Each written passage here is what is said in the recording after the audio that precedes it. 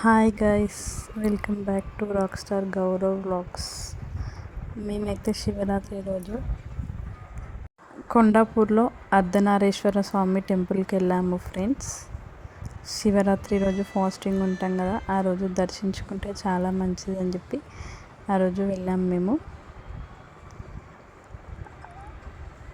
మా పాప చూడండి బైక్ పైన చాలా బాగా ఎంజాయ్ చేస్తుంది. ఆమెకి సెల్ఫీ వీడియోస్ కానీ సెల్ఫీ ఫొటోస్ కానీ ఆమెకి చాలా ఇష్టం ఫ్రెండ్స్. ఎలా స్మైల్ ఇస్తుంది చూడండి.